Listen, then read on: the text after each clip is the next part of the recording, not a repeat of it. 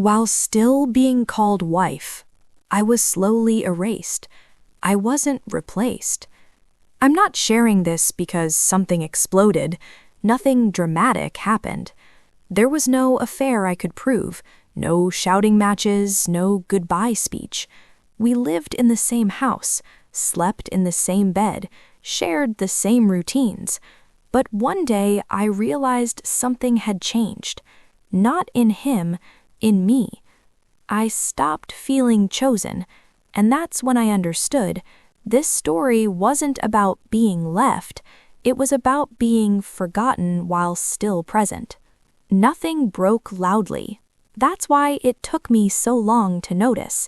There were no slammed doors, no accusations, no obvious moment where love collapsed.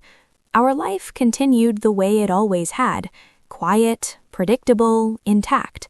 If someone looked in from the outside, they would have seen stability, two people sharing space, routine, and responsibility.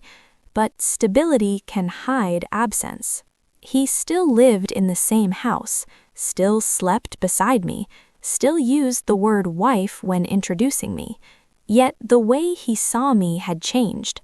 Conversations no longer invited connection, they served purpose. We spoke to exchange information, not feelings. When I shared something personal, his responses were polite, efficient, and emotionally flat, as if he were checking a box instead of listening. At first, I told myself this was normal. Long relationships calm down, passion fades, love becomes practical. That's what people say when they want to believe nothing is wrong. So I didn't question the growing distance. I adapted to it. I noticed how rarely he asked about my thoughts, how quickly his attention drifted away, how my presence felt less like something chosen and more like something expected, not unwanted, just unnoticed. Touch changed too, but subtly. It wasn't rejection, it was absence of intention, a brush instead of a hold, a habit instead of desire. I felt close to him physically, yet strangely separate, like we occupied the same space without truly meeting. I began measuring my words before speaking, wondering if what I felt was worth saying, wondering if it would land or disappear like so many other things had. Slowly, without any agreement or conversation, I adjusted myself to fit the version of the relationship that required less of me. I became quieter, less expressive, more contained.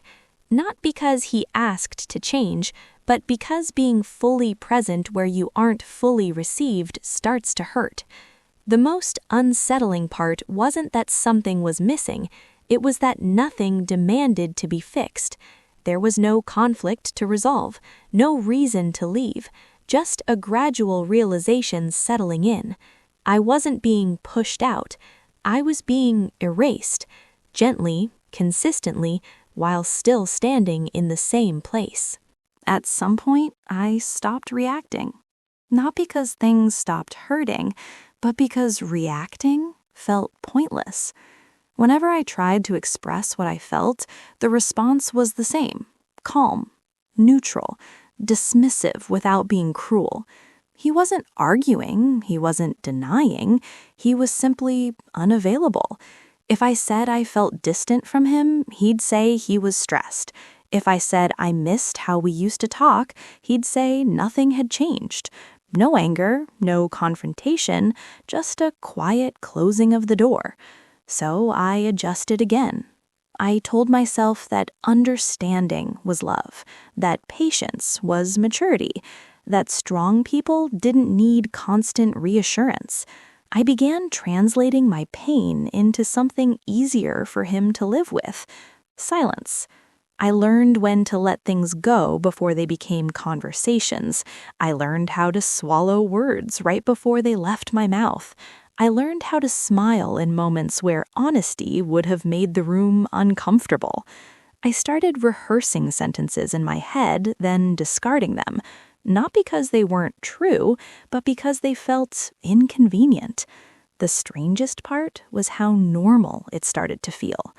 I stopped expecting him to notice changes in me. I stopped expecting curiosity. I stopped expecting emotional effort. And when expectations disappear, so does disappointment, at least on the surface. Inside, something else was happening.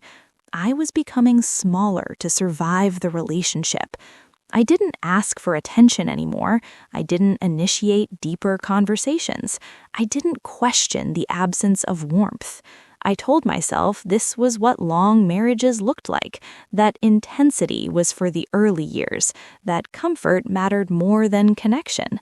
But comfort without closeness is just loneliness with permission. At night, lying next to him, I felt the distance most clearly. 2 bodies sharing a bed, 2 lives moving in parallel. He slept peacefully.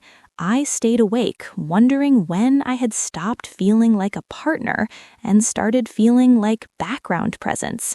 What scared me wasn't that he didn't notice my silence. It was that my silence made things easier for him. And slowly, without meaning to, I began shaping myself into someone who required less, because asking for more felt like asking for something that no longer existed. When nothing changed, I stopped looking at him and started looking at myself. Maybe I was expecting too much. Maybe I had become difficult to love. Maybe this distance was my fault. I replayed small moments again and again, searching for mistakes. The tone I used, the timing of my words, the needs I expressed too openly. I wondered if I had asked for closeness in a way that felt like pressure instead of love. So I decided to fix myself. I became easier to be around, less emotional, more agreeable. I adjusted my reactions so they wouldn't feel heavy. I filtered my feelings before sharing them, making sure they sounded reasonable, controlled, safe. If he forgot something important to me, I told myself it wasn't worth mentioning. If he seemed distracted when I spoke, I assumed I wasn't being interesting enough. Every disappointment became evidence in a quiet case I was building against myself. Over time, I stopped trusting my instincts. I questioned whether my loneliness was real or exaggerated, whether my sadness was justified or dramatic, whether wanting to feel chosen was immature. I began measuring my worth through his attention. On the rare days he showed interest, asked a question, stayed present a little longer, listened without distraction, I felt relief instead of joy. I treated it like a reward for being patient, for not asking too much. That realization unsettled me. I noticed how low the bar had dropped, how little it took to make me feel grateful, how quickly I accepted emotional crumbs as proof that love still existed. I protected him from my feelings, softened my words, carried my hurt quietly so he wouldn't feel accused or burdened.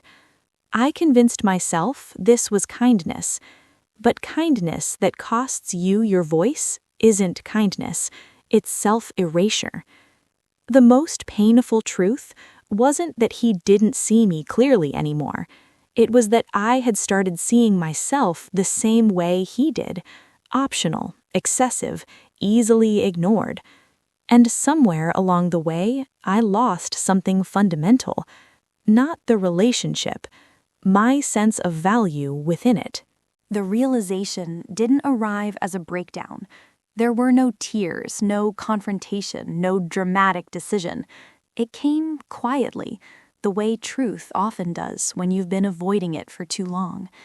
I was sitting in the same room as him, listening to him talk about his day, when I noticed something unsettling. He wasn't unkind, he wasn't distant in a way that looked obvious, but he was complete, emotionally complete, without me.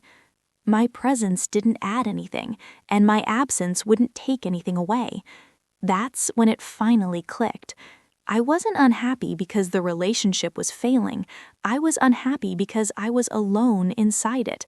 I stopped trying to measure love by small moments, stopped waiting for signs, stopped explaining his behavior to protect myself from the truth. I looked at the situation without excuses for the first time.